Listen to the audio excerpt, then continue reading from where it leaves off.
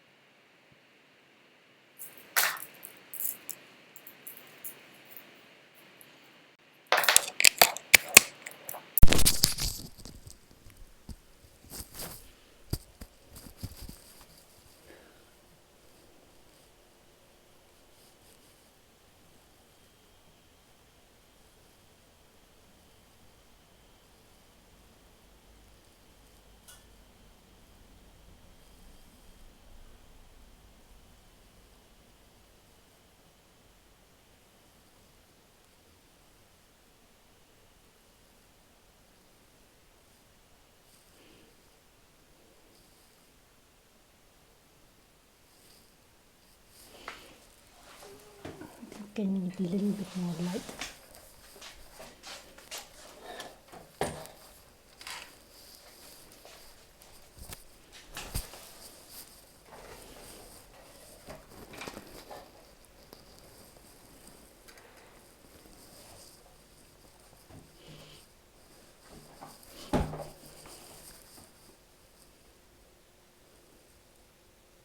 Hey Tanya!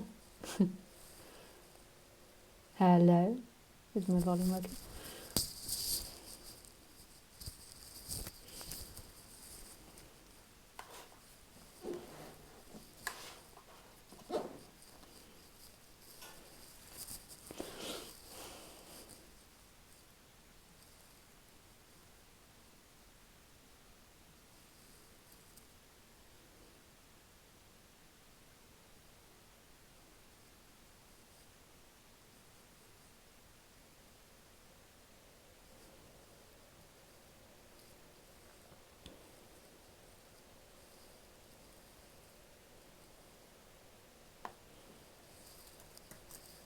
I'm just posting it on Facebook.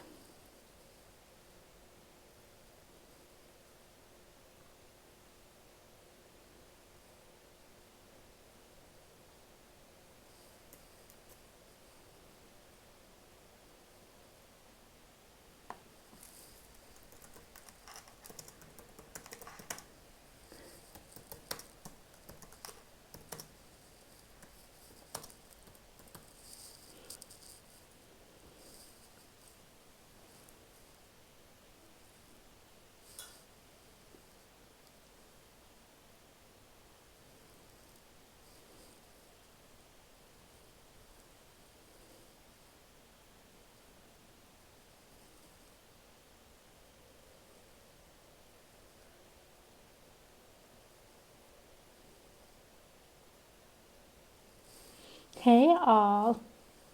Yes, this is live, but that could be a recording saying this, but it's not a recording saying this.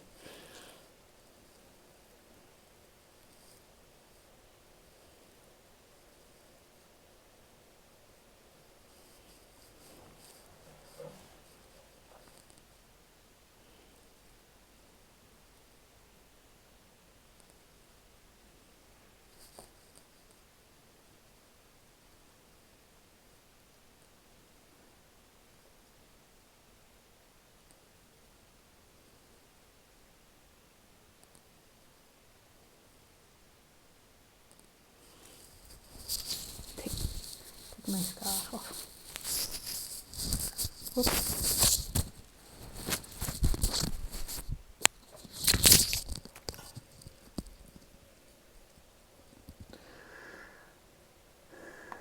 So guys, I just always like to do a little bit of silent sitting before we start, so that's what we shall do. I would listen to music, but it's hard to find music which isn't copyrighted. I mean, you can do it, but I'd have to quickly look up what's copyrighted and what I can play legally. So we just sit in silence. So I like to sit in silence maybe 10-15 minutes.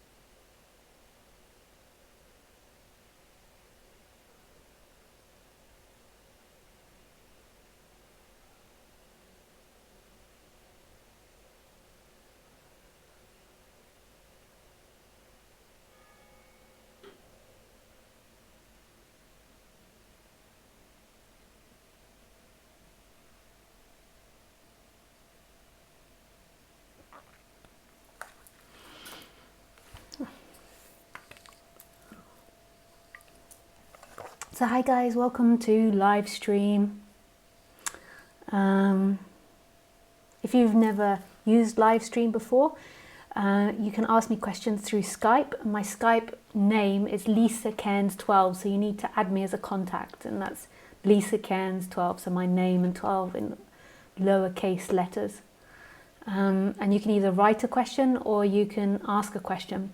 And just so people know, I don't take all the calls and I don't take all the questions. There's a lot of people that call and don't get through, and there's a lot of questions that get asked and don't get answered.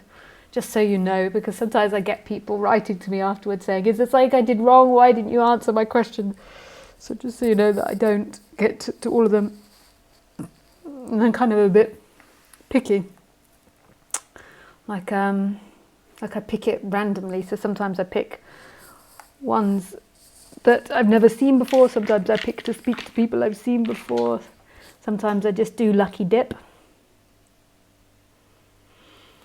and just randomly pick lucky dip. I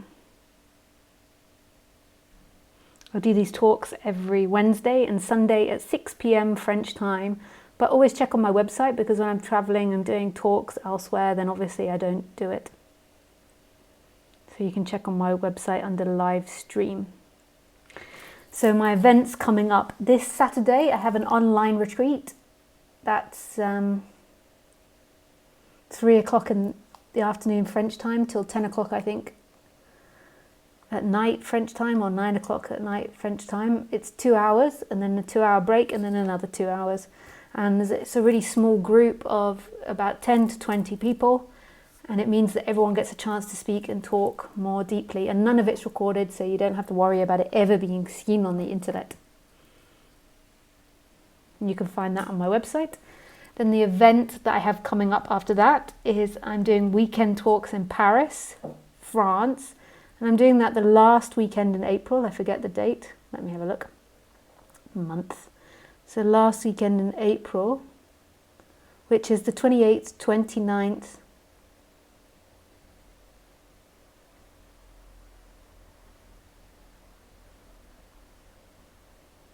and 30th.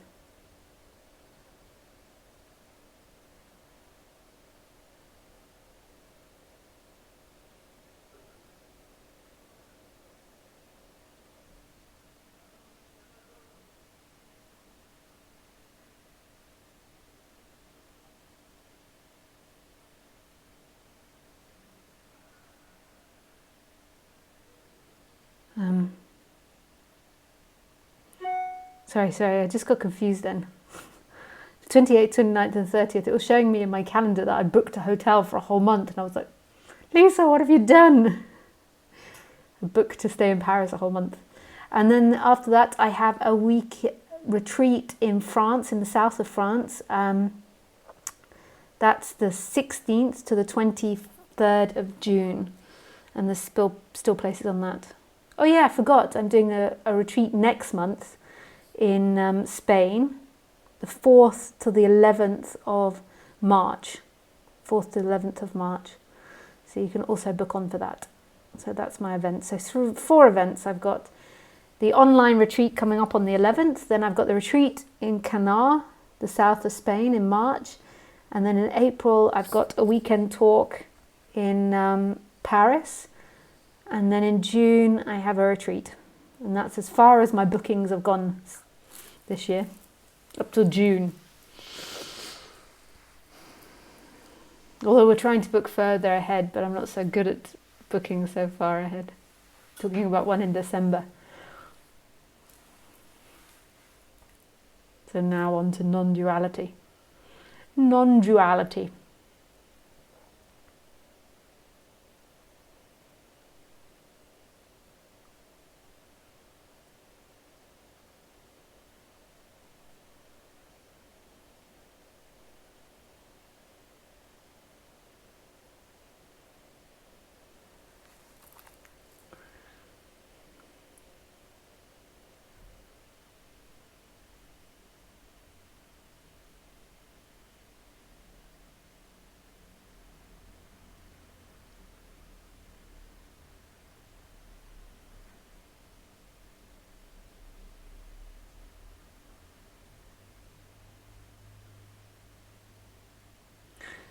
So if you live in a story of yourself, life becomes incredibly hard.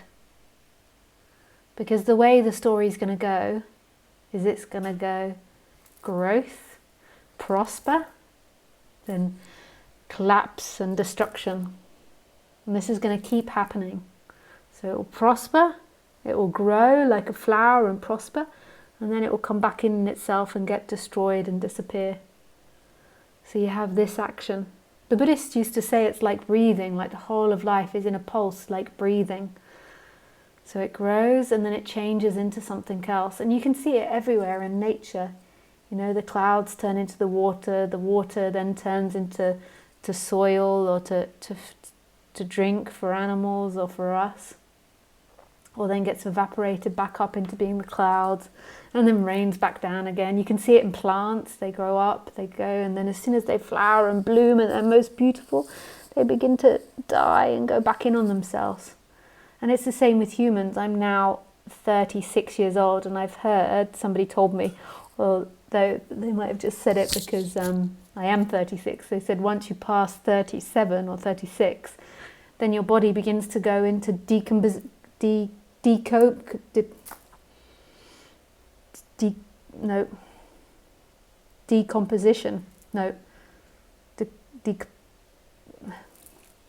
Once you can't get a word, you have to just give up and change it. Your body begins to break down again. So it grows for those first 36, 37 years, and then it gets to its peak of health, and then it begins to go back in on itself.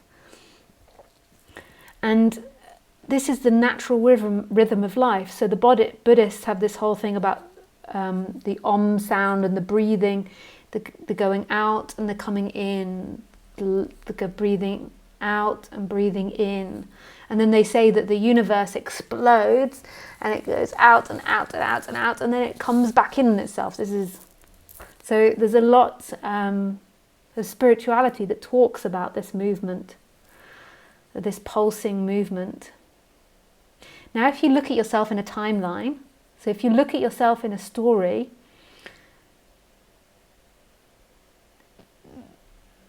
this doesn't work well for you because you want your storyline to only be positive, and you want your storyline to be like a film or to be like books that you've been read, where there's a beginning, middle and an end, and the end is this happy ending, and you prosper and you win.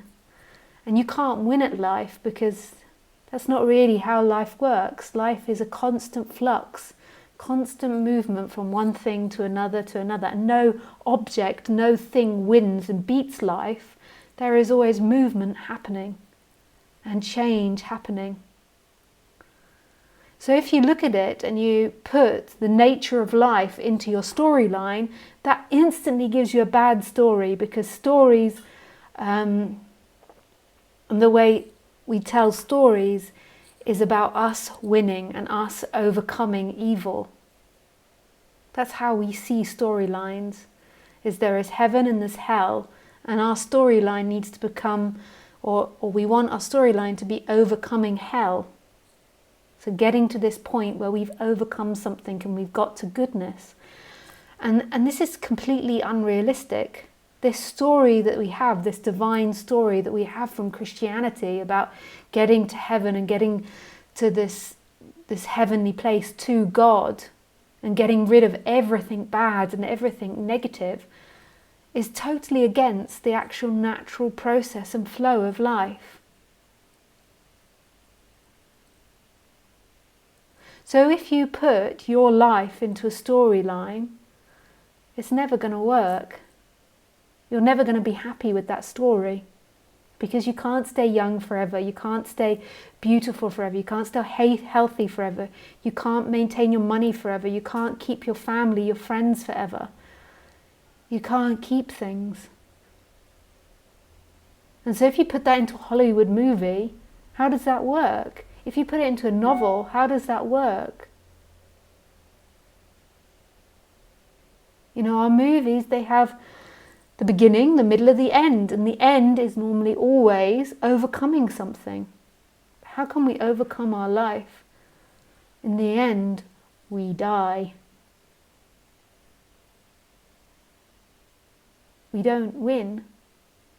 We don't lose either, because in actuality there is nobody that is born or dies. But in our belief, in our storytelling, in our intellectual reality, in our world of imagination, we are born and we do die. And we believe that the point to life is overcoming and beating life. Becoming the saviour, the hero, becoming this fixed image of perfection. And this is completely unrealistic. And it's driving humanity insane.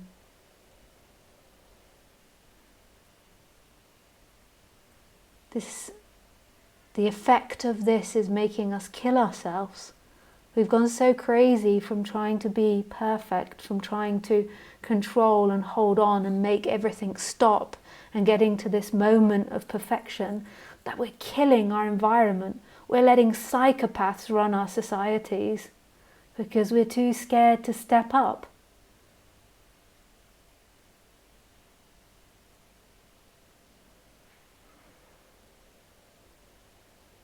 And all of us believe, or not all of us, but most of humanity believe, deep down, they might not consciously, but they believe that we should beat life and we should conquer life. Therefore it's okay to rape and pillage and destroy our environment and destroy our living environment, because we believe as humans that we should overcome. We should beat it. We should control it. This might not even be a conscious thing.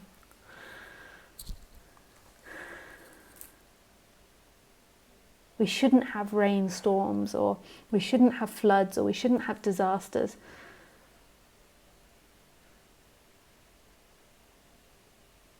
People do believe this. If not consciously, they believe that humans should have ultimate domination over life, even over death.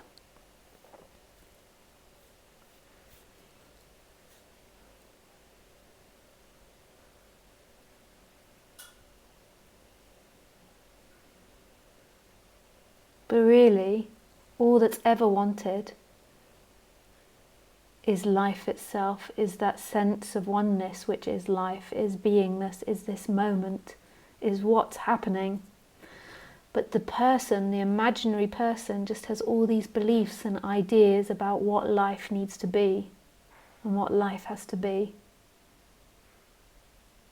And so it's always looking for that imagined life rather than what's happening. So it always makes what's happening feel like it's wrong or not enough. But your birthright, your sense of being alive, that amness, that aliveness, that which is looking out now, is totally free and innocent. And it's never suffered. And it's beaming with life and love. I was going to say love, and it kind of went, love. It's beaming with life and love. And that's who everyone is. All things are. Ramesh Balsekar used to say it's the birthright of every human being, without his teeth in, while he was rocking on his chair. If you ever saw Ramesh, that was a very accurate impersonation. The birthright of every human being. Now I can't do his accent.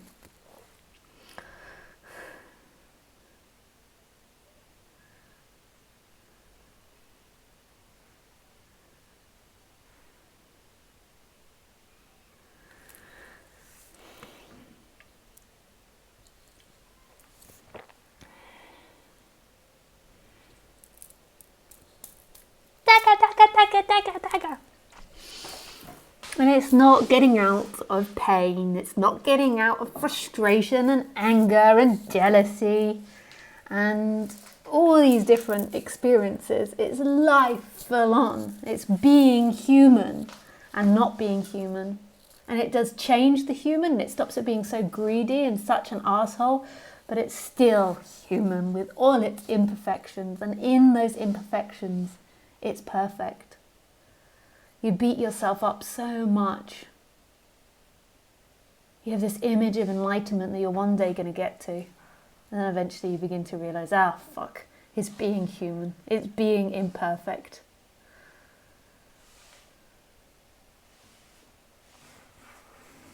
And people love to project onto the teacher the perfect person that never gets angry, that's always peaceful, that always does the right thing, that's all-knowing.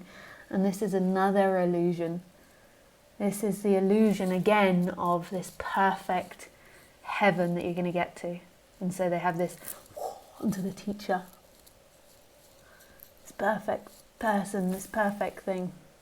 Then they get to know the teacher, and the teacher sleeps with all the students, and then they're like, ah, this teacher's fake.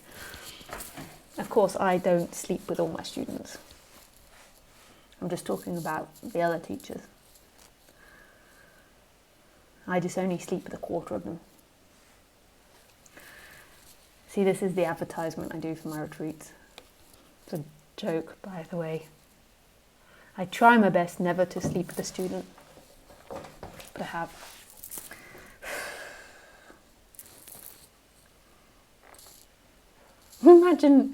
Imagine Muji saying that, or Rupert Spira, or just all the other teachers. They'd never be so honest.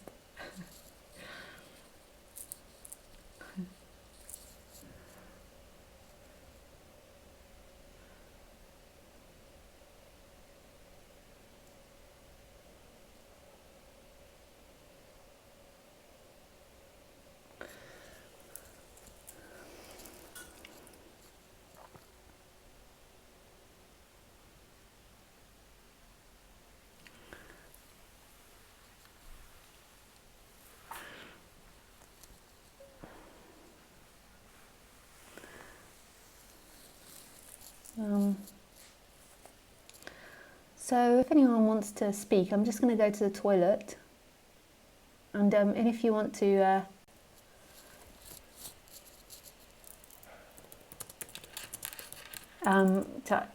call, then let me know, because I would like to speak with someone, I think.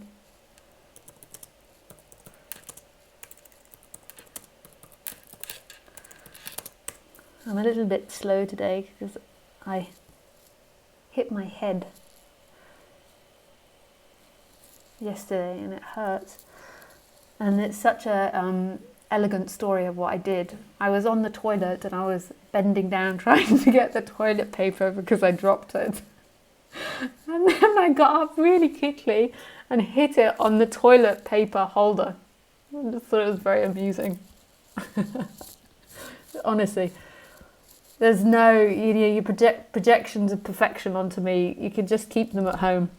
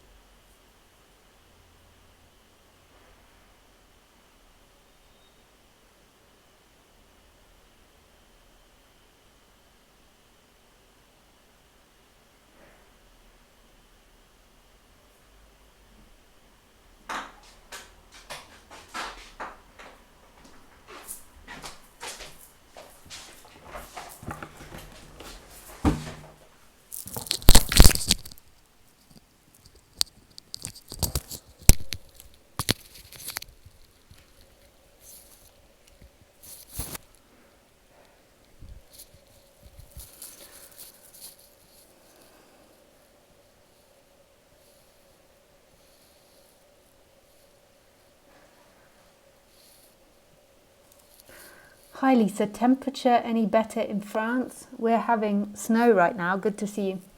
Oh yeah, it's not snowing here, but it's cold, you know.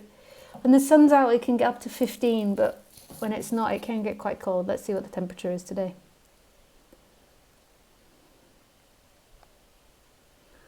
Temperature today was 8. Oh, but it gets warmer after today.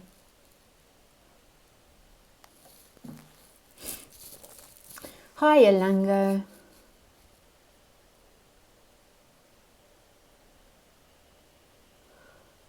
Hi, Daniel Sig. Hi, Annette. Hi, Jessie and Law. Hi, Renee.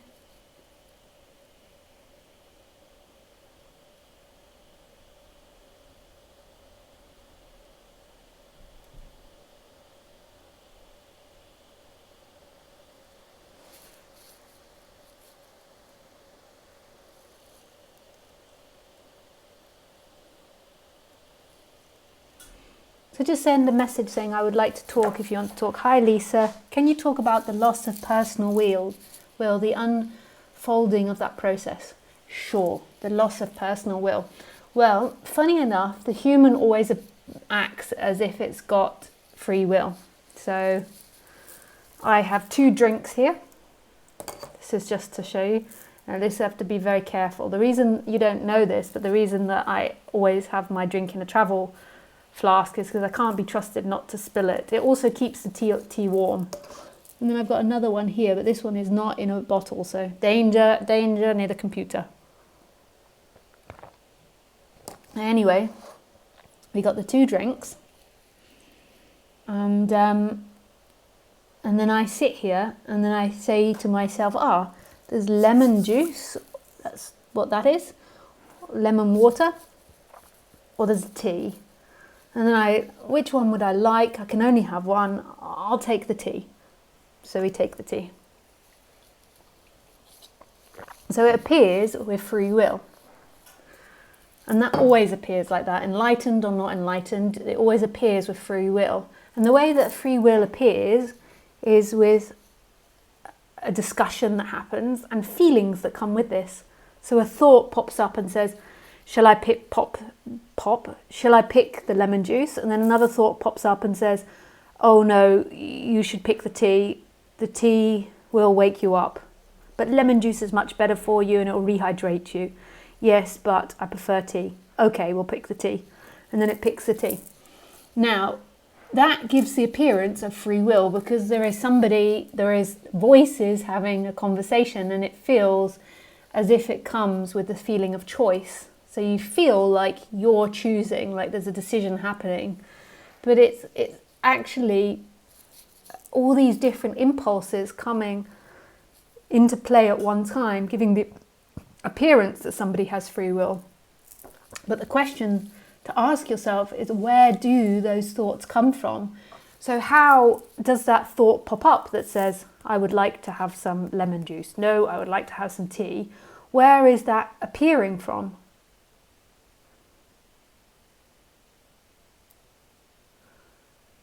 So we assume that that voice is us, who we are. But where does it come from? Where is the person with the typewriter deciding to put that thought into play? So you say, I think it, but how did you think it? How did that thought come up? And then the next question, which is very interesting as well, is who is it that knows that thought? Because that thought happens, but it's known. Something else, something prior to the thought, knows the thought.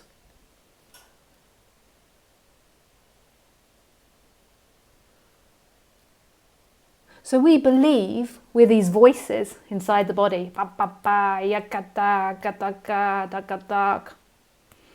that they're inside the head chatting away. But firstly, where are those thoughts coming from and where is that coming from? We believe that's where we are and that we're centered behind here and we're choosing. And who is it or what is it that knows that thinking process? Because who you truly are is the knower of everything. And the voices, the conversation, the appearance of free will is appearing in that knowing. It's not actually knowing anything. That voice that you believe yourself to be, the chooser, isn't actually an experiencer, but is an experience happening in this.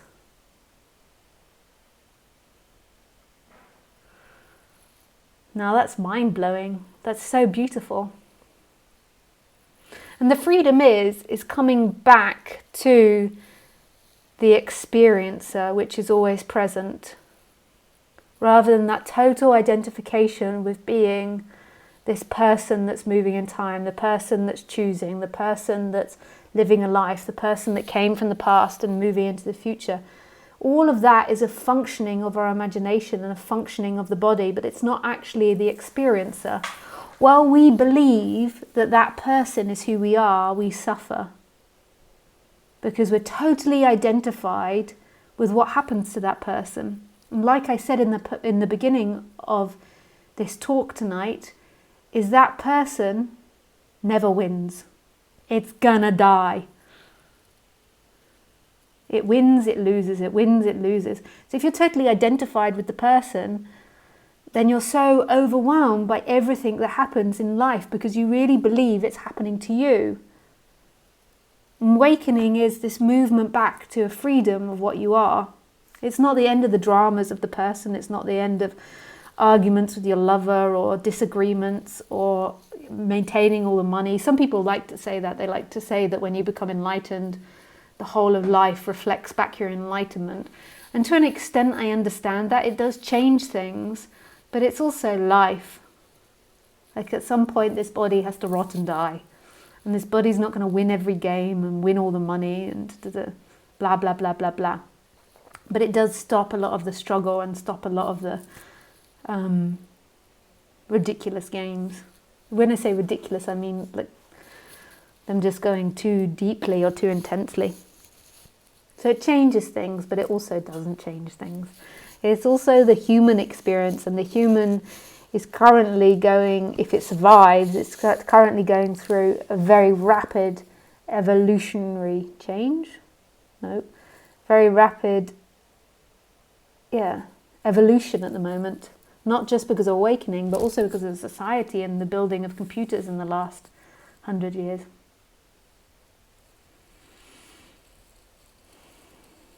Amazing how much I can talk about nothing. Because really this subject's about nothing, because when you really see who you are, it's not a thing. Who you truly are is not a thing. All things aren't you. You are this boundless energy that is all things, but this boundless energy, when really truly recognized, is not a thing. In fact, you could say there are no things. Ultimately, there are no things. All of this is tiny building blocks that make the appearance of things, but in reality, there is no things. Just like if you're playing a computer game, it looks like you're playing like Super Mario. It looks like you're Super Mario running through a world, but in reality, it's all noughts and ones lined up, and building blocks giving the appearance of a shop that you're running past, or the grass that you're running on, or the sunshine.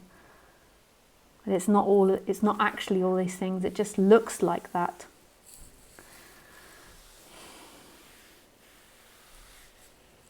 What a subject. I love speaking about non-duality. It's a passion.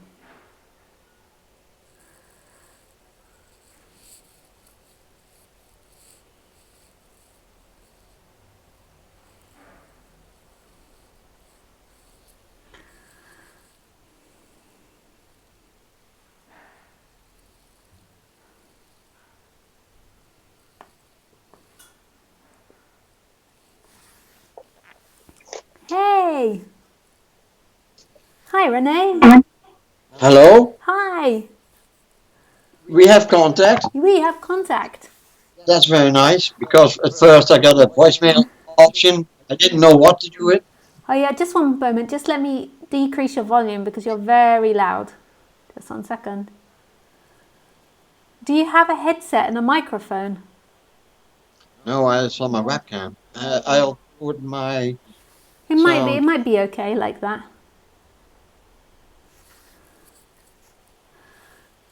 We Uh, can try it like that. So it's hey, not. how are you? What did you want to speak about? Well, I wrote you before on a Skype message before I realized you do use it only in calls. Yeah. And I had an experience last year, Yeah. uh, meditating or contemplating as I did for a long time, Yeah. off and on. And the what made me uh, feel I had to talk to you was because you were talking about a nothing. Because many years ago, about 30 years ago, I was working with some paranormal people because I had this hearing. And in that period, one time, I got the sentence, in this world, I am a nothing. When you look on nothing, that's where you will find. Yeah. Yeah. Nice. I think you're cutting out now. Hello? Hello, no, I'm here. You're still there. Nice. I'm getting feedback from what I'm saying to you. I'm still listening on that. Yeah, Okay. you'd be able to solve it if you put headphones in. Oh, yes, I'm looking. Okay. Uh, me, me and technique, you know. Uh, I, yeah. Try that.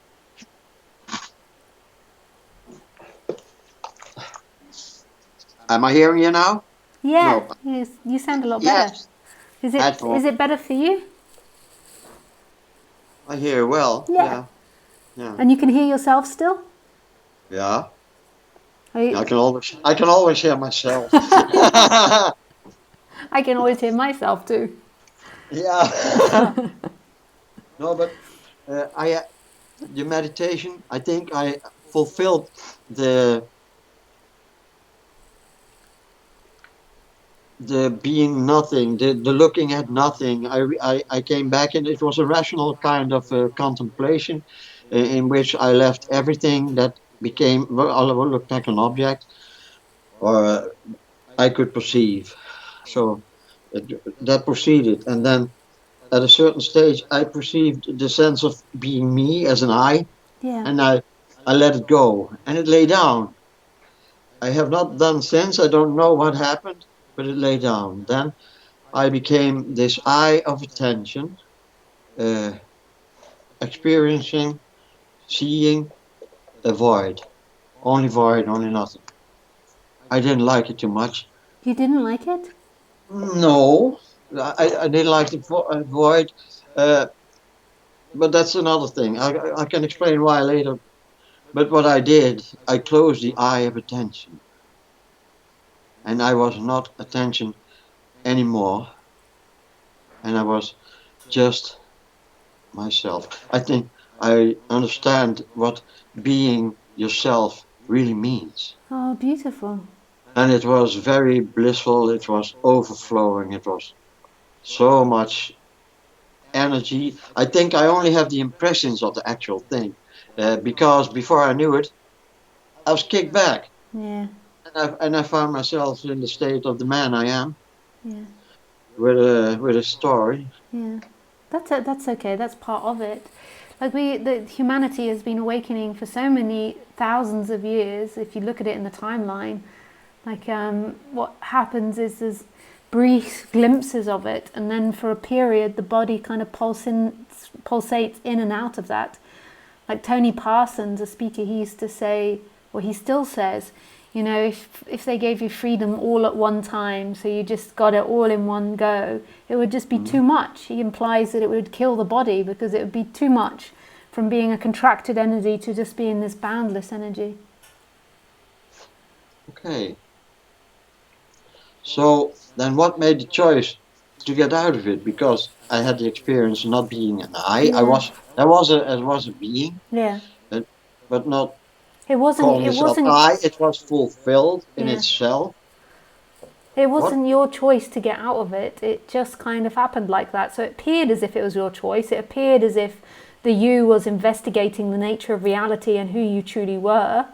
And it Uh, appeared like you went through a process in time. But that person that you believe yourself to be is never who you truly are. That's an appearance happening inside the dream.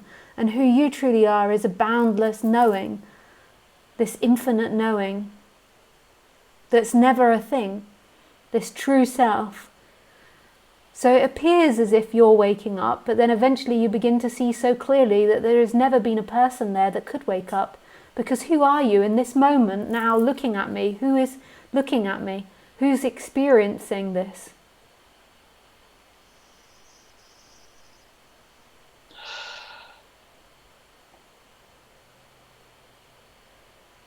I would say I. Yeah, and what does that I There's no consist of? the other, because the other thing that is there has no answer. That cannot answer. Yeah, no, it cannot answer. It So, cannot so answer. in one way, you could say you could answer that Renee is experiencing, but then ultimately, it's Renee is being experienced as well. But in this moment, what does it feel like is experiencing? When you say I, what does that feel like?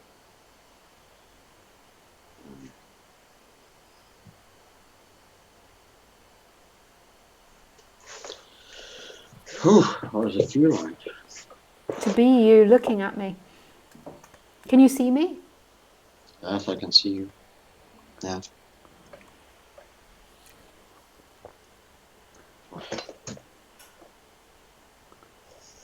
It's such a funny experience, isn't it? When you begin to think, like, what is it that's experiencing this now? And to try and describe who that person is that's experiencing is such a weird thing. Well, as ego, I never understood really who I am because of my development and early childhood. So to be in touch with that I was always a problem for me, and that maybe cause the question you ask me now are somewhat difficult. Yeah. But that most probably made you more able to hear this subject.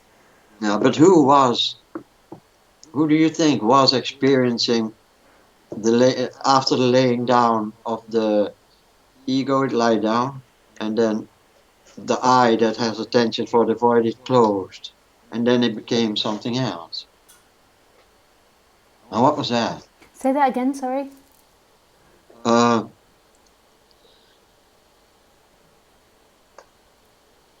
After I did this laying down of ego and the self of I-ness, Yeah. which is now very active. It wasn't active. Yeah. There was a being. It was blissful. It was fulfilled. It was all right. Yeah. And who was that? That's who you truly are. And that's in the background now, but it's just covered by the illusory you. That's actually what sees my face now and what hears. But it's Yeah, just that beingness is sucked into the body. It's like it's been put into a small space. Ultimately, it hasn't, but that's what it feels like. yeah, So yeah, all you yeah. feel like is being the person. But this had a profound effect on me. Yeah, I'm As sure it I, did. That's awakening. That's awakening. Once that's happened, it's a stream entrance. There's no way back. I thought it was the end of a process, but it seems to be only the beginning. We're always at the beginning. And the end. Okay. We never get to the end. Ends our fantasy. Doesn't exist. So what I did Yeah. when I found out there is no good and bad, there is no religion is. I hope not. Does the whole world hear this? Yes. Yes. Yeah. Oh, then I won't speak Yeah. against religion. Yeah. Uh, Yeah. okay. They Yeah. can't see you, but they can hear you. So what Okay. you're going Okay. to say is just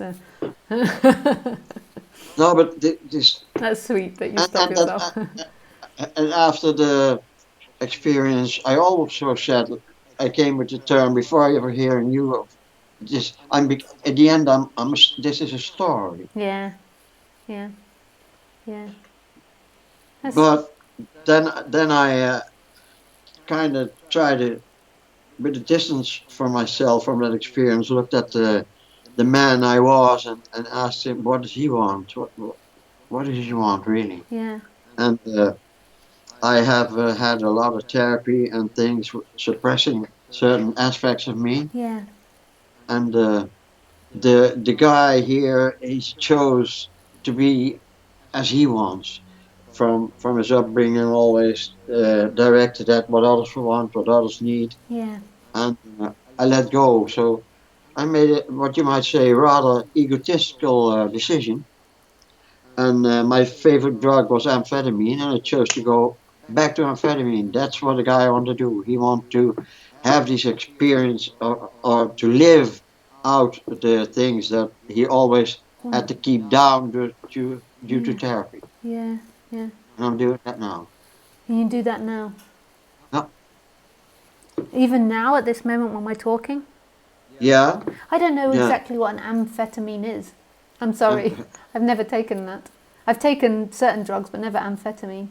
well, actually, it's after 6 years they gave me diagnosis ADD, Oh yeah, uh, which means certain parts of your brain aren't properly aligned and active at the right time. yeah. So this stimulant, amphetamine, makes the brain more active. Huh. That's what it basically does. That's why I think I was able to concentrate as well as I did during this time of contemplation. But that was medical dose. I've stepped off medical dose and increased it, increased the dose, so I can live out what I want to live out. There's something inside me that I thought was dangerous in the past. I don't think it is. Everybody has a dark side, but if you treat it well, How if you many? How approach many? it, And how many years have you been doing that? what, those drugs, Yeah. off and on, not constant, but off and on, periods of years, not then every month, every 3 months. Yeah.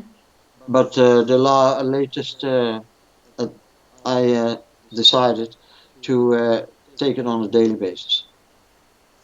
And thinking, I remember being not this body, being not really this man, that if he would start, he would go and suffer, then I think it'd be good for him because then he may be able to let go of all the shit. Yeah. Because in some things I'm hanging, Yeah. some things I can let go, but some things are deep or there's a problem and Yeah. I can't let go. Yeah. I Have you understand. Have you ever Huh? heard of the book Waking the Tiger? Somebody recommended it. Somebody recommended it on one of Uh, my live streams a few months ago, or maybe like 6 months ago.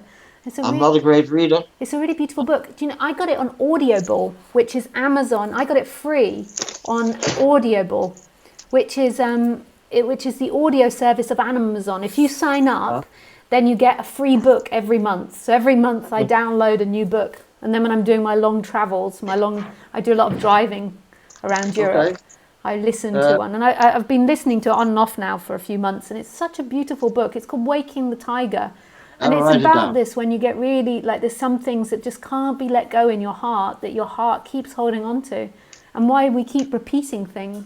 It's called Waking the Tiger, and you can just sit down or you can just relax and lay on your sofa. I saw you had a cat with your cat, and Yeah, my cat's here, my dogs. I No, can see your dogs. my dog is in the back. Hey, I can see your You dog see on the him? sofa. Yeah, I saw your cat Good. walking past. Yeah, you see a lot of rubbish. That's not life. Yeah. Hi. That's very nice dog. And then Very sweet. you can listen to this, and it is particularly about that because I'm sure the amphetamines are damaging your health, but at the same time, you know that's something you've got to do and you've got to experience at the moment. But this book you might find can really work on those things that the body is still really holding on to, and it's very physical. This book about the physicality of holding on to past traumas. Yeah, So yeah, okay. I don't know if I'm holding on to traumas and in what way it works, yeah, but whatever happened, it made uh, sexuality so well, I can say obsessive, yeah, so conflicted, so fucked up. yeah. Uh, so that should give me every reason to let go, but it doesn't. This book might really help you. I think I would. Waking the Waking the waking the Tiger tiger. is a great title. Rawr! Yeah. Rawr! Very nice. I Oh, know well, very that. nice to speak with you, Renee. Thank you for Thank calling you. in and being so honest and open and sharing your heart. Beautiful. Thank you for being there. Oh, with pleasure. And lots of love to your animals. Bye, sweetie. Bye.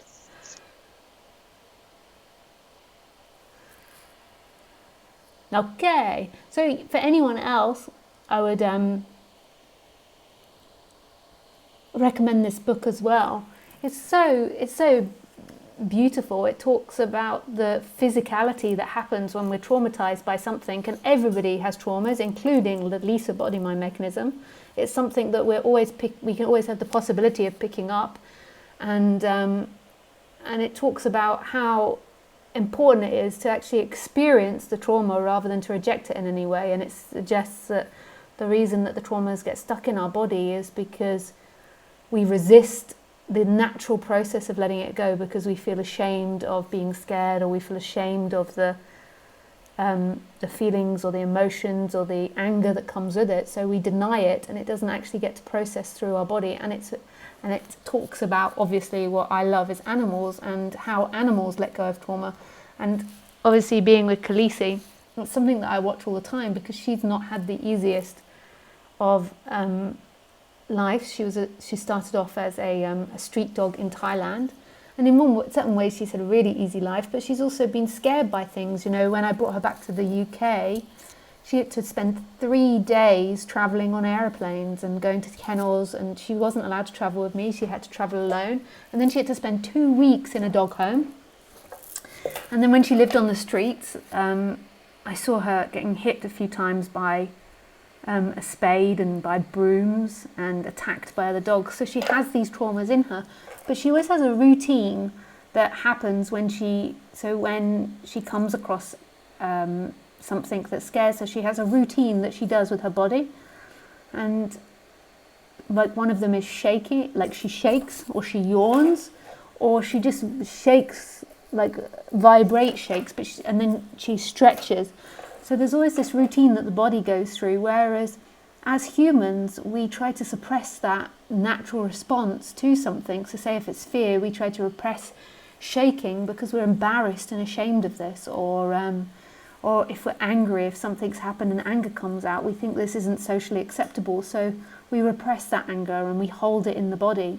And each time we do that, he suggests, which I think is really beautiful, when we hold on to the traumas, they kind of keep repeating themselves. So we keep attracting that situation because our body is naturally wanting to release that distress. So say if you have fear of something, we keep repeating that fear until our body can actually let go of that trauma. Really nice book. I mean, I'm sure like the first 10 chapters or so could be skipped. It takes a while for him to really begin to get into the nitty-gritty of it. I always find that with books. Okay. Hi, Alina. Hi, Lisa. I'm really nervous, but I would like to talk to you maybe. I don't know what I want to ask. Seems like lately I can't plan what I will say. Just felt drawn to talk. Sure, sweetie. Just let me say hello to some people because there's lots of messages, and then I will come back to you. Please call me. Gotham. Hi, Gotham. Hi, David. Oh, lots of questions. Hey, Phyllis. Hey, Scott. Hi, John. Let's see what's going on here.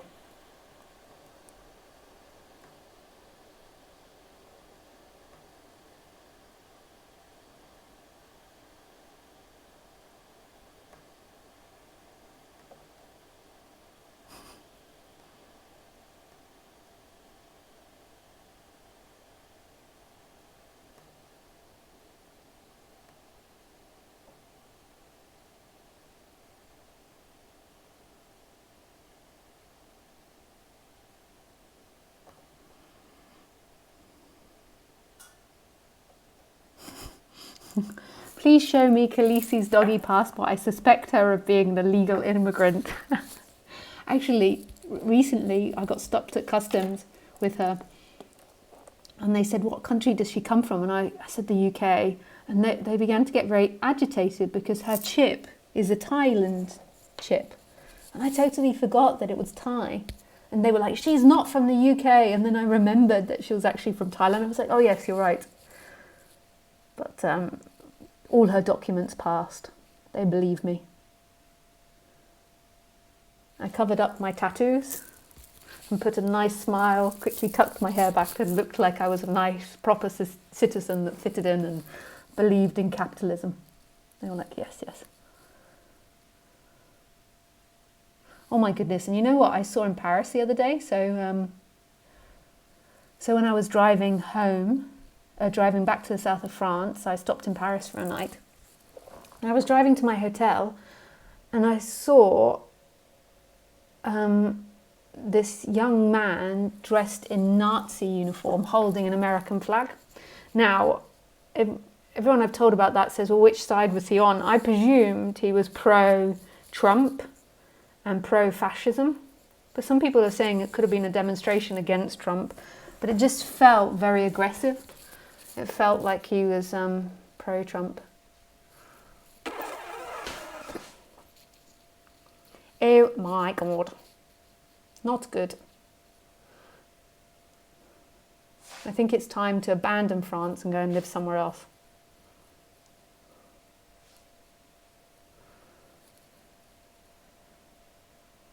Okay.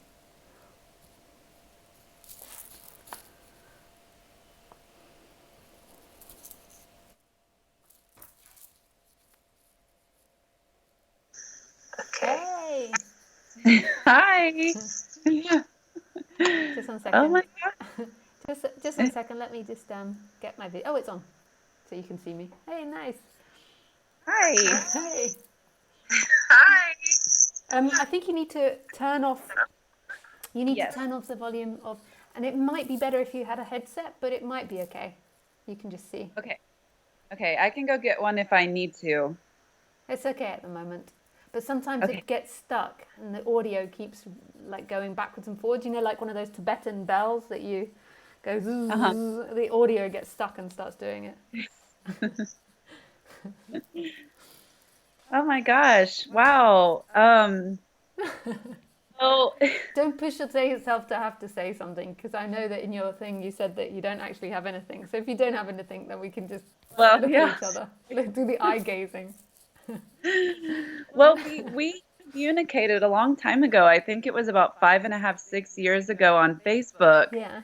I would ask you questions and you would send me video messages. Oh, Um, nice. That's nice that I did yeah, that. I was going through an awakening process, and I was young mother of 4 children. Yeah, I remember. And I remember that you had 4 children and maybe you were changing your life or something. Was that what was happening? Well, I've always been really interested in spiritual study, and I had been meditating for many years, and I was just going through just these very scary, bizarre experiences, very frightening. Felt like I was dying, and it was really comforting because you would just say, I know when the mind is dying, Yeah. it can get very intense. And then I seemed to reach a place where I leveled off for a little while, and and seemed to feel very much centered and calm for a good amount of time. And then this past year, I started having memories surface. And in fact, I'm reading Waking the Tiger Oh, yeah. because it's been traumatic memories from childhood, like sexual abuse and things like that, Yeah. um, that wasn't conscious of. Yeah. Yeah. That's And amazing that it's coming up. That's such a gift. It's just really incredibly painful. it's so painful. Yeah. Because there's this, I'm seeing how my whole thinking has been structured around staying safe. Yeah. and I don't feel like I have control, and I know I'm really not in control. um, but it just becomes more and more apparent to me, uh, especially I got divorced shortly after I talked to you, and Yeah, I was divorced. that was the change, but I didn't like to say it out loud. I did remember, but I didn't. In Yeah. case you didn't get divorced, I was like, I remember you going through some changes. Well, it was a difficult marriage, and then I went into non-duality very deeply, and I actually had a teacher who ended up becoming a lover for a year and a half, and then that ended very strangely and abruptly, and that kind of made me veer away from non-duality for a while, Yeah, because just like you were saying, there was this part of me that was like, I can't trust non-duality teachers, yeah, yeah. This is and this is a he was massive. much older than me and Yeah, Indian, and I felt very confused yeah, after that time. There was a huge awakening as far as understanding the nature of things. but And everything comes with both sides. So I don't know your circumstances, but I was a spiritual. I started seeking when I was 18, so I went through it with teachers, with male teachers. Like I had very interesting experiences in that, and it's both sides, because it doesn't mean that what they're saying is wrong, but they're still Mhm. human, and humans, like, they're human and they're not human, because once you've had the awakening, it's very clear that who you truly are is that boundless freedom. But there's still the boundless freedom is looking through that body mind mechanism, and that body mind mechanism is set up to move towards pleasure and away from pain. And it's also looking through a body mind mechanism that's conditioned through its particular life experience, and that never goes. When you're waking up, you have to look at your conditioning to really see that your conditioning isn't you, and the conditioning loosens and changes, but it's still, you're always going to be a conditioned being. You're not going to wake up and suddenly be Dolan Parton or Jim Carrey. You're that particular bundle of energy that's got a particular pattern to it. So when you're Yeah. speaking and when you're interacting with a non-dual teacher, like, it's not that they step out of being human, and this is what we often look on to them, and what we project, what I used to project, was wanting them to be the perfect father figure, or the Mhm. perfect mother figure, or the perfect God. And they're not. They're human with all their frailties and all their imperfections and perfections. Like, in a way, nobody really has imperfections, but when I say that, I mean in the sense that they're still going to always move towards their pleasure. Even if they Yeah. say they're not, that's still their conditioning. Like, even if they say they're doing it for you, and then you'll come along, and if you have been sexually abused, and I speak about this with so much authority, partly because of all the awakening experiences, and also because I went through so much of this with the non-dual community and the teachers.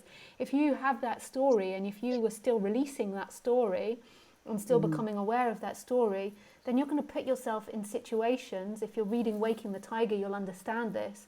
You're going to be Mhm. putting yourself in situations where, in a way, people are taking away your power. And it's not that they're taking away your power, because they can't, but you're giving away your power. So you're making yourself vulnerable, because there's that trauma in you that still wants to come out, of Yeah. being abused, of being victimized. So therefore, more than likely, what you'll have done, which will have been a blessing but it's in disguise, is you'll have given your power away to this lover. And so you'll Oh, have come away feeling actually abused. And it's really, whether they abused you or not is, like, that's so hard to define.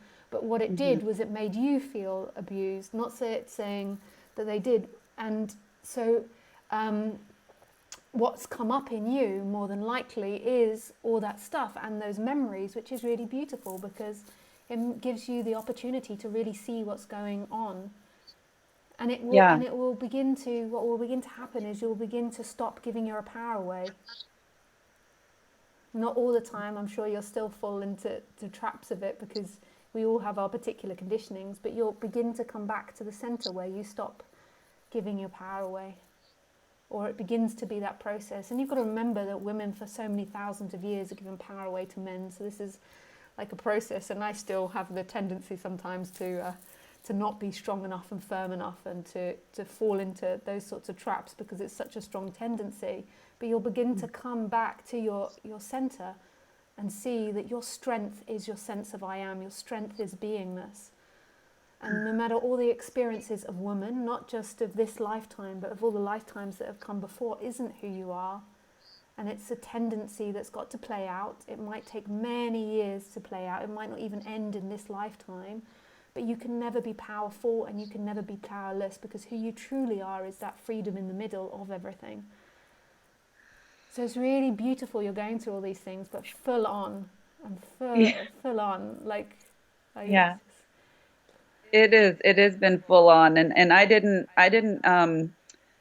remember those memories until over a year or two after I broke things off with him. yeah.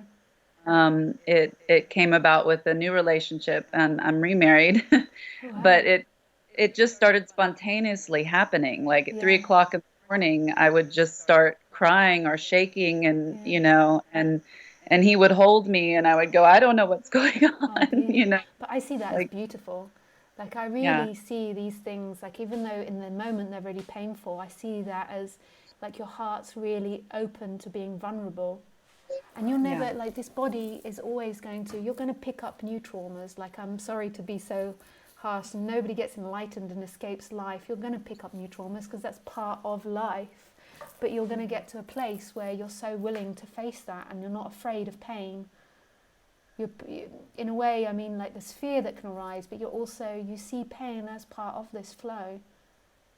yeah, In order to have the pleasure and the joy of meeting your new husband, of falling in love, you also have to experience pain. To appreciate black, you have to have white. To appreciate blue, you have to have green. All the colours of it. yeah. That's definitely been the experience here. I thought once I get somebody like this in my life, I'll be so happy. But what it's done is it's just brought up all of the Yeah, pain even more so, yeah. and then also the fact that realizing that there's nobody else that's going to actually make me happy. No, and there's no one that's going to save you. No one that's Exactly. going to save you. Like, the guru is life. My Hmm. guru is really life. Even though it seems like I'm the one with the knowledge here, it's really not like that. It's life, because these are just words. Actually, where you learn is in your day-to-day living, is in bumping your head and then picking it up again, and then being in love, and then bumping your head and then picking it up and being in love again. That's where you really learn what life is. And then these words that come out in the books that you read just add to that. It's when you really experience it in your daily living that you really understand what these words mean. Yeah, yeah. I can feel that. It's there's more of a congruency in the experience now, where it's harder to escape into fantasy, into my imagination. Yeah, And there's also this awkwardness of so many moments of not knowing what to do anymore. yeah, It seemed like things were so mechanical and they just flowed, and I just went along with it. And I have many moments throughout the day where I just sort of stand there and I don't know what I'm supposed to be doing. yeah. And it's a very uncomfortable place to be in. It feels very kind of frightening in some ways, Yeah. just not knowing. My friend said to me the other day, some like the biggest fear of life is death, and I think it's even deeper than that. I think the biggest fear in life is not knowing, Mm, because really absolutely. what death is not knowing, and and Yeah. and experiencing that and just letting that come up is really quite profound. Ramesh, he used to tell the story of his niece. This is Ramesh Balsakar. I think it was his niece. He Hmm. was babysitting one day, and she came up to his apartment. She was 3 years old, and she drew him a picture, and then she gave him the picture, and he looked at it, and he was like, "That's very good." And then she just stood there and looked at him, and she went, "Now what? Now what do I do?" And his point was, like, at 3 years old, it was already so strong in her of, what should I do? What should I be? Hmm. Yeah, yeah, and it feels uncomfortable, not knowing, Yeah. and there. But this is really like talking about that vulnerability and those memories that come up. The not knowing is where you begin to give your power away. Like not the initial sense of not knowing, but what often happens to us is we don't know something, so then we look for someone else to tell us, and this is when we begin to give that power away. Like Yeah. so we rather than feeling that feeling, then we look for someone else to show us. And this is when you get into the guru disciple relationship, and I wouldn't say Hmm. abuse, but you can see it from one perspective as those sorts of things can happen, because it's never healthy to be giving your power away. Hmm. In one way it is because it shows you what you're not, but in another way it's you're giving it to someone else. What should I do? What should I be? Hmm. Yeah, absolutely. And it felt so much like I was seeing such beauty in him, like I was experiencing God Yeah, through him, and there was just this wanting to abandon myself into that. yeah, yeah. No. And that's really beautiful. It is really beautiful. Like because that's also what the speaker does, is it reminds you of your own essence, but that is the tendency of the separation, to give that away and think that Hmm. it's him or think that it's her. Like people do it with me all the time, and I'm always trying to say to them, I give you that back. Like Hmm. it's not. And this is where we become so vulnerable to others, because that love that you saw in him was totally your own essence. You cannot see anything else but your own essence. You can't see outside of yourself, so everything you see, everything you feel is yourself. Hmm. And it's beautiful that he was that signpost that reminded you of that, but that signpost is actually a reflection of yourself. Well, and that's what he used to always tell me too. Yeah, yeah, Yeah, would just say, I'm just a mirror yeah, for you to see yourself. yeah. And I really Yeah. don't think, like, ultimately there is no abuser and there is no abuse. Like, I don't think the non-dual teacher is, but I just think it's a dynamic that everybody gets into. Like, it's like you see someone that touches you even when you fall in love, and then you give them your power, you give them your heart, where really your heart is everywhere. Your heart is your nature. Hmm. Yeah. Yeah. So just sit in the unknown, in the uncomfortableness of Yeah. that. You can just sit down at the kitchen table, but you've got 4 kids. I don't know how old they are now, so you must have at least. Well, they're Can't. with their dad half the time now, so Oh, half the time I don't have them. So I have a lot more free time how than I old are had your before. kids now? I remember they were quite young before.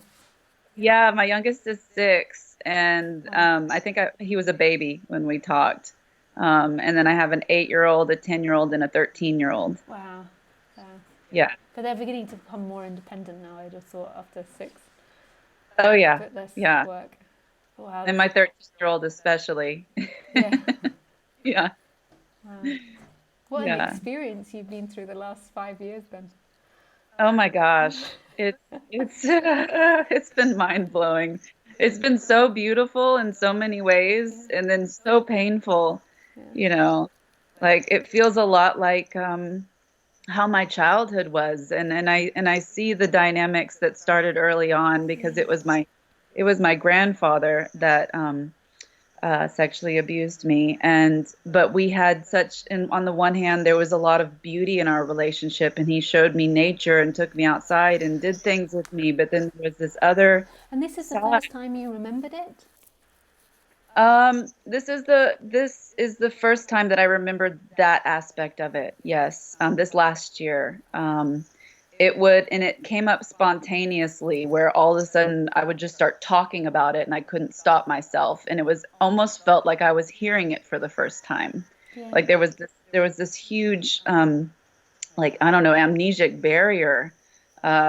It started really early when I was about 2 or 3. Yeah. And then I came to find later that he abused his daughter, my aunt, and all growing up, and that he was abused himself. So it was like kind of a family pattern Yeah, family that trauma. nobody talked about. I think at most almost everybody just tried to push it Yeah. out of their minds. Yeah. you know.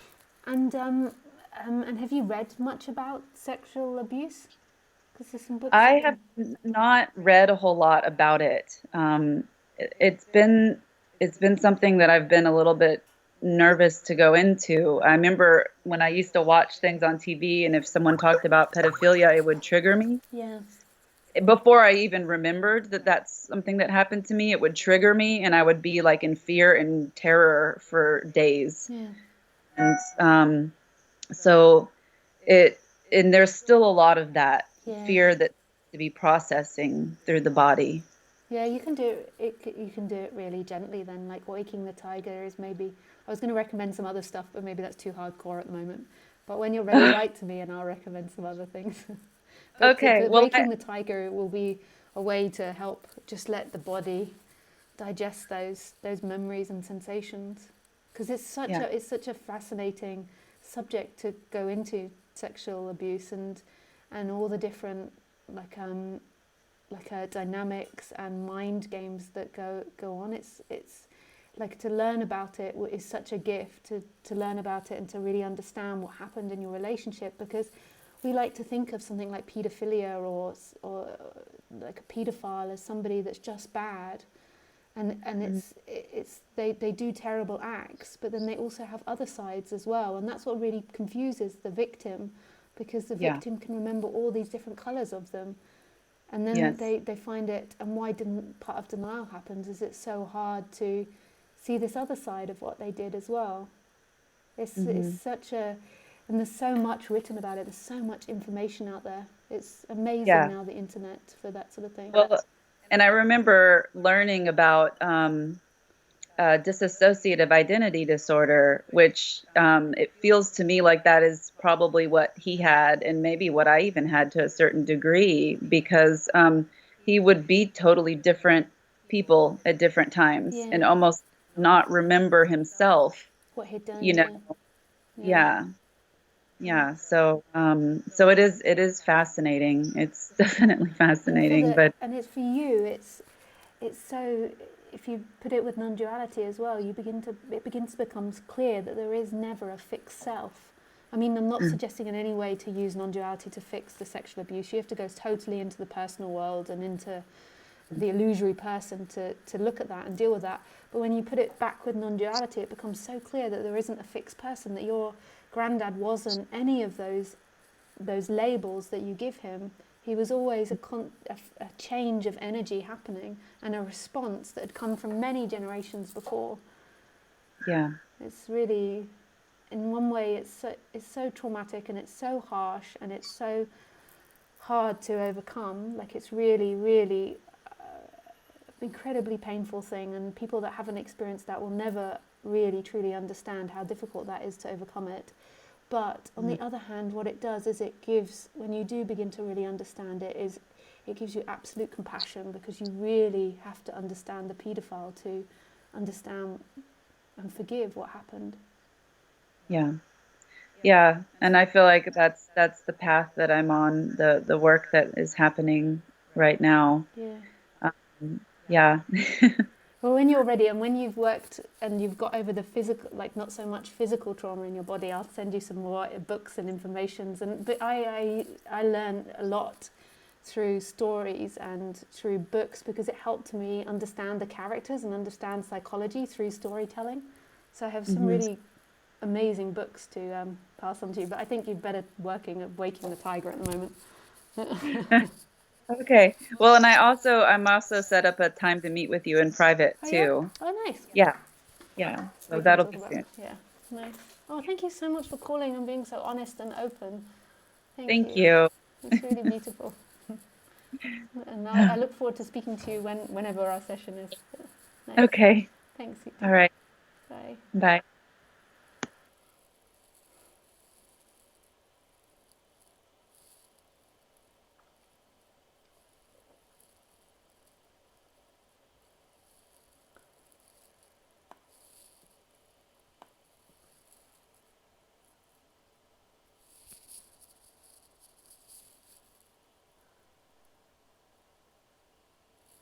Open Eye Hun. Hello, lovely one.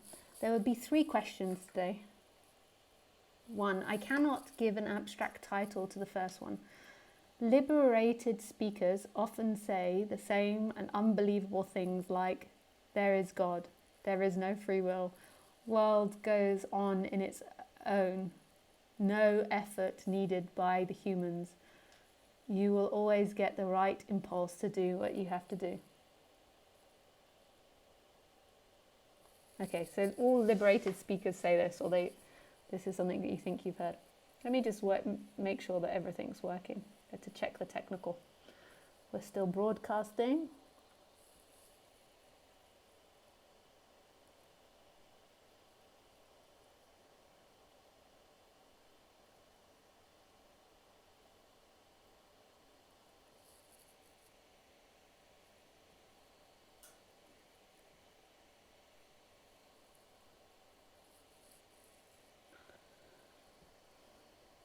Okay, everything's still working. We go back to Skype. Now that I heard these from you, I could say these things as well. Of course I will not, because I do not know these things like the truth. I just heard about these things from you, but seemingly you know these things like reality, like simple everyday experience. Actually, my experience is absolute not knowing. And then thoughts come about, and this is a way that speakers speak, including me, because you assume the opposite. So when I say there is no free will, it's not that that's my truth or my reality. My reality is innocence, is life happening, and then the character jumps in and responds. But I say there is no free will because of the comparison to there is free will. So most people walk around this planet believing that there is free will, but the reality is there isn't free will. There is free will and there isn't free will. They both cancel out each other. There is and there isn't. It's not that either are true. There appears to be free will, but it's not a truth, it's not a reality. So therefore the speaker says there is no free will. But I often say this as well. So actually, I often say all of this, that none of it's true. My reality isn't these words. If it was, it would be an intellectual understanding of non-duality. My reality is innocence, is not knowing. And then out of that, normally I say the opposite to what somebody is saying to me. Not always.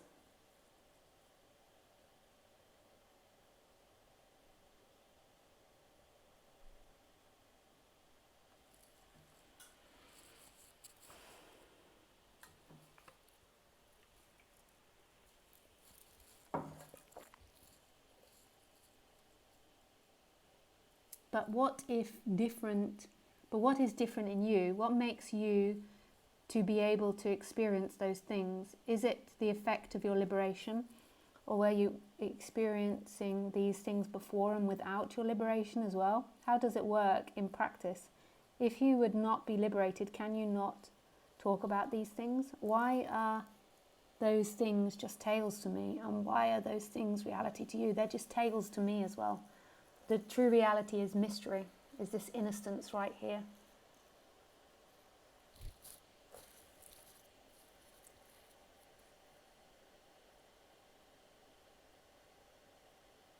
Christian religion, this is about life and death. Christian religion talks about a single life and then heaven or hell forever. It implies a soul. Buddhists talk about multiple lives, karma, and we have to involve some kind of soul. Materialists talk about a single life consciousness created by the body and no soul involved. Non-dualists and mystics are talking about life and death too, but I'm confused about what they say. I understand you well, and you think that consciousness is not generated by the body. Bodies are just mechanisms used by the one consciousness. There is no soul. There is nothing to be reborn. If a body, someone dies, that thing is dead. And rest in peace forever, and will never... Actually, I don't say that. Nothing ever dies. It's always a change of energy. I believe in rebirth, not reincarnation. One way, it's almost the materialist option, just with the additional common global about consciousness. No, because you didn't ask me about rebirth and reincarnation. Did I understand you well? Will my death totally erase me? The things who I was in this body? Will my death be total relief from the things I see now? Do I not do not I have to come here again, live a singular life? These questions only come from the belief in the personality and the belief that who you are is the personality. When it's really seen that who you are is the looker and not the personality, you are the experiencer of life, not the experience, then these questions won't apply.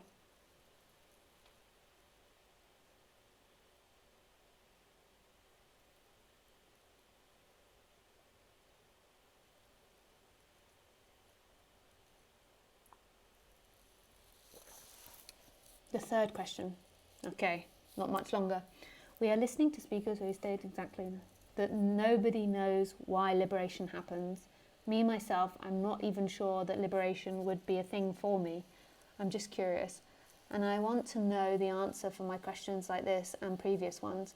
But apart from everything, do we listen to you just to make better or singular life? I just have to go to the toilet.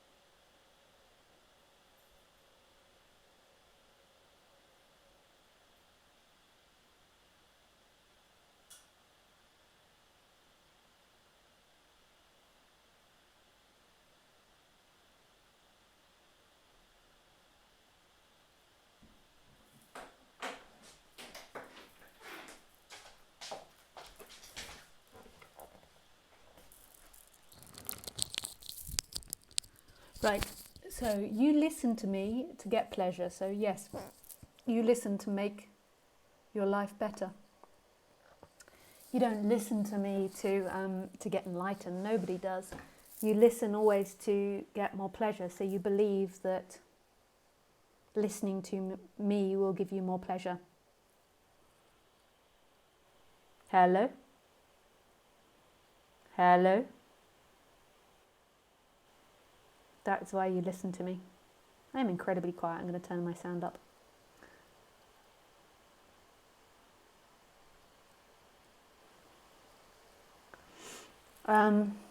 So you listen to me to get more pleasure. Everything you do is about getting pleasure for yourself. Even the act of helping someone is about getting pleasure for yourself. Everything is about receiving pleasure and trying to move away from pain. And that never ends. This body, my mechanism, is still in that movement. It moves towards that which is pleasurable and away from that which is painful. But this subject's amazing because it's like the silent killer. It kills you by surprise. Like it deconstructs you without you noticing. So you think that you're doing the deconstruction, or you think that you're listening to this for yourself, and you think you know what the waking up process is, but really you've got no idea. You're only interested in having pleasure. So every story you tell yourself, every reason you tell yourself that you're into non-duality isn't true. The reason that you're into non-duality is because there's something in you that believes will lead you to a better life or will give you more pleasure. Or, and this might oscillate between the two, you're using it to give yourself more pain because you're more identified with the pain. And therefore the story or the nihilism or something validates that story, and so you kind of get pleasure by giving yourself pain because it validates your story about yourself. But whatever it is, you're doing it for that reason. You are not listening to non-duality to enlighten yourself or waken up. Nobody is. What you can't. Who would want this? Nobody would ever want this. This has to you, give you something. And while speaking about this, what happens though is that you that believes it exists begins to deconstruct and break away. So everything you believed in begins to get broken. and is seen to not be true.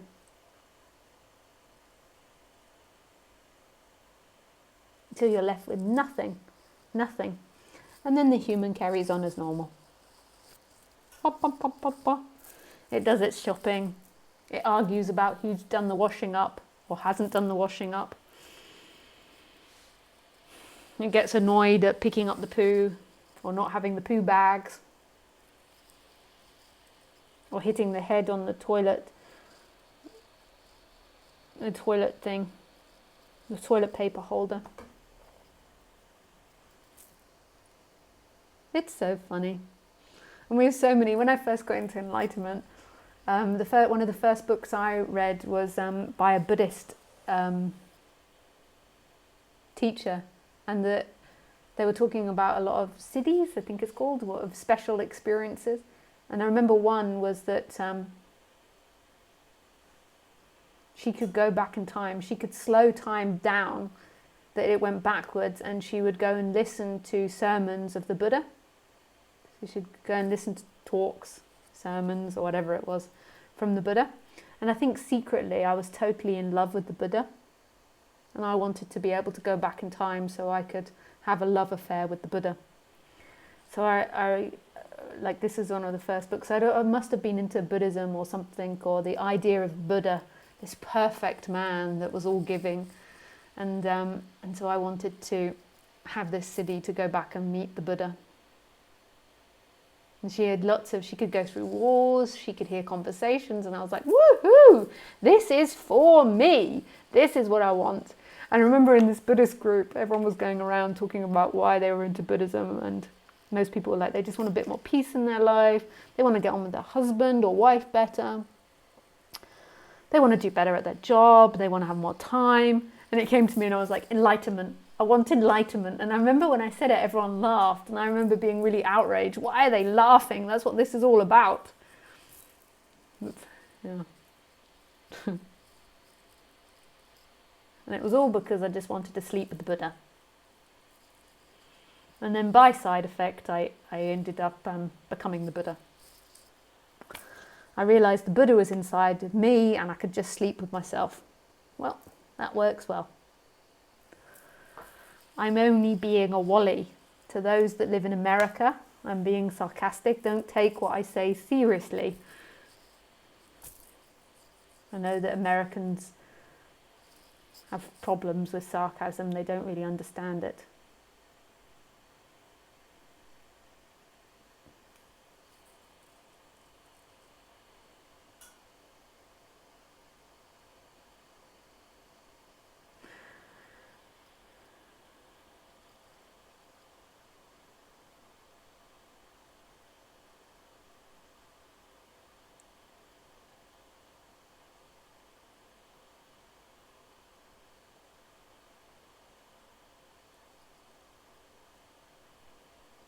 Okay.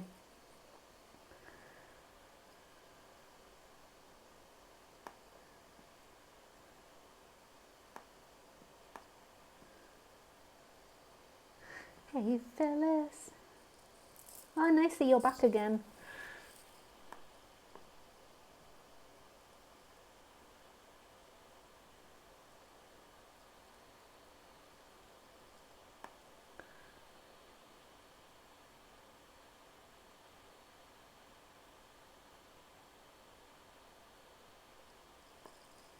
Oh, this is a nice message from Akiko. I apologise, guys. I'm what society would call as somebody that's dyslexic, which is a really beautiful thing. It's not a negative thing, but my reading is appalling. The other day, I couldn't tell the difference between the word pear and Paris, and I'd put on some advertisement, Lisa will be doing talks, or I will be doing talks in pear or pears. I couldn't see it. And somebody said, you've spelt it Paris wrong. I was looking at the words. I couldn't tell the difference. Very cute. Concerning this issue, look for TRE, trauma release exercise, which uses this natural shaking mechanism. One can learn certain easy exercise to activate it. I've been doing it since about 1 year on a daily basis, and it's done good for me. So it's TRE, very nice, Akiko. But just remember that these things, doing these sorts of things aren't about becoming enlightened. These are about becoming a balanced human being, which I recommend for everyone. We're living in a society of very cuckoo human beings. So, and in becoming more balanced, then there can be a hearing of non-duality. But do not use non-duality to heal yourself. You'll become even more cuckoo. Use non-duality to hear that you aren't that person, but don't expect it to heal your traumas, to heal your relationship issues, to go to your partner and when you're having an argument about washing up and say, yeah, but there is nobody, so therefore I'm not going to do it. That's not, that's not non-duality. That's just being human and trying to get out of doing the washing up. Hey, hey, Julio. Nice to see you. I'm going back to Spain soon. Ramona's coming. It's only for a week. Ramona's coming. Roger's coming. Andrea's coming. Edith's coming.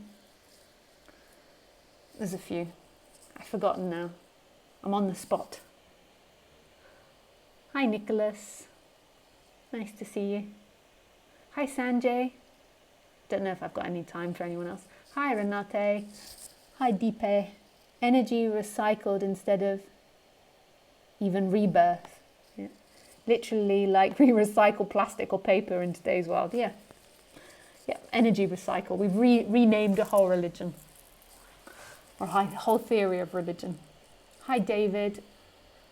I'm not sure if I've got time to talk to you today, but I can just read out what you've written. Just to be silent with an awaking being, letting the light fall where it may. There is something like a need, but not a need, a comforting fullness. I just sitting here with you. Questions rise and settle, even before they can become embodied in sound. Thank you for being here. And I only seem to have a story so long as I experience life in a linear fashion. When stillness shines through, everything appears and disappears in an instant. Without time, without story. Am I crazy? The person who might have reacted to that label has come and gone along with the breeze and blossoms and the sunlight and the sound of traffic outside the window. What are memories for?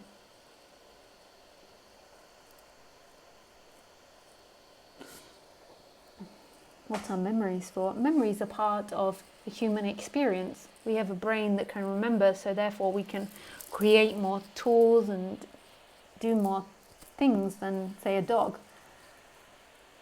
But the problem is we begin to believe that who we are is a memory rather than this presence. When presence is all there ever is, and memories come and go in it, but we begin to believe we are a memory. We are someone that did something. We are a behavior. We are the past. But you're this presence that always is, that's shining. And you say that you see it in me, but that's nonsense. I just get to be the lucky one that sits here and reminds you of yourself, because there is never outside of yourself. I'm inside your dream, shouting, here, here, here, this. But it's nothing to do with this external Lisa that you imagine me to be, or the external guru. The reason that we have these external gurus is because we want to stay in relationship. There is no external guru. Beautiful. Total unconditioned love. I love your sarcasm and I'm very American. Hey, David. Yeah, I was being sarcastic when I said that. I know some picking on the Americans. Andrea. Hey, Andrea. Hi, Lisa. The falling love with everything, what is, sound, music, things, is a continuous experience or recognition for you. I thought about the motivation of my question and I'm not sure. I guess I'm interested in this question because I'm looking for the continuous pleasure, or because I cannot believe that this is my true nature. Love you, Andrea.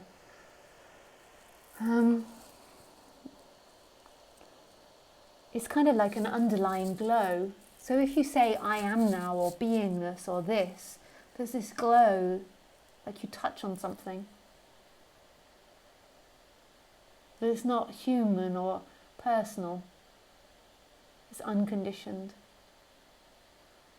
And there's certainly times when my personality, so the Lisa personality, is in rejection of things and in anger of things or dislikes things, but the underlying glow is of acceptance and love.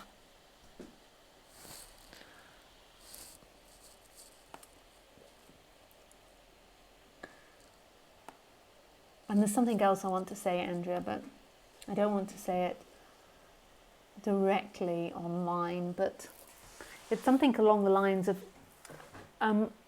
often what happens when you're in non-duality or you're waking up is you fall in love with things, but your mind gets stuck on a thing. So when you're hearing this subject, your heart begins to open and the mind interprets it and puts it on a thing. So often what happens with me is a lot of people fall in love with me because I'm actually speaking about this love that you are, and then they hear it, they remember it, there's a resonance with it, and their mind says, I'm in love with her, which isn't true. They're not in love with me. You can never be in love with someone, really. There just is love everywhere. I hope I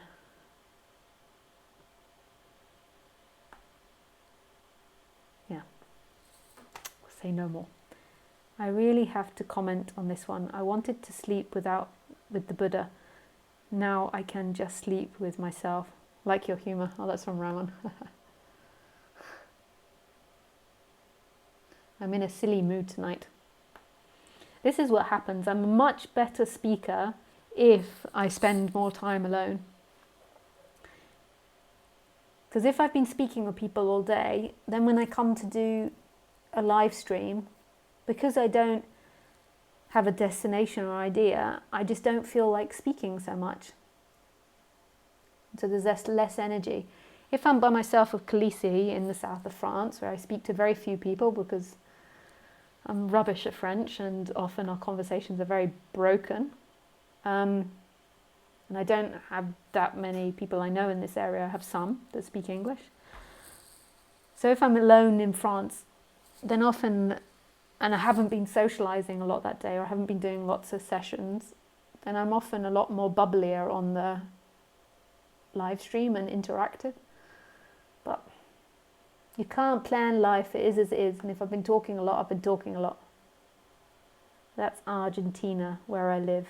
If you want to move from Europe to Argentina.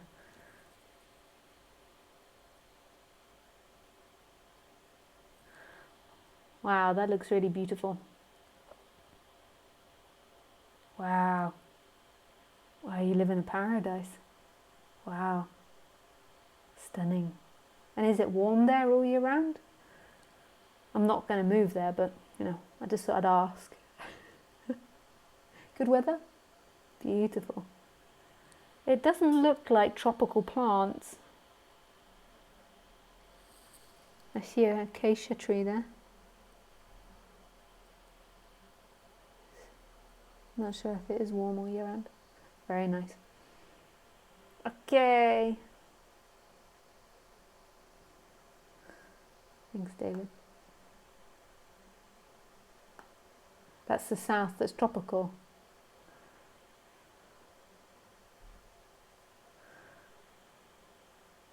Yeah, I do. Very beautiful.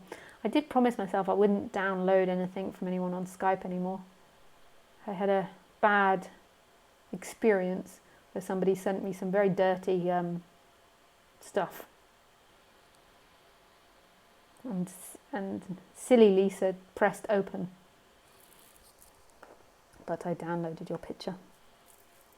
I have so many contacts on Skype. I'm sure there's lots of people I don't know. I think thousands of people.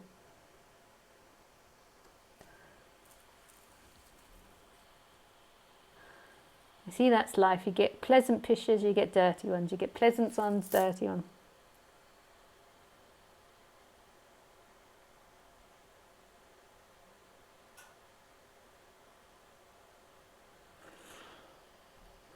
Okay, guys, that's enough for tonight. I'm off to walk Khaleesi. I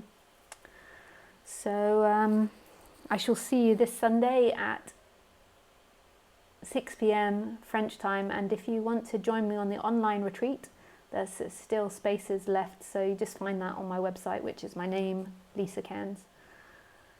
Okay, thanks guys.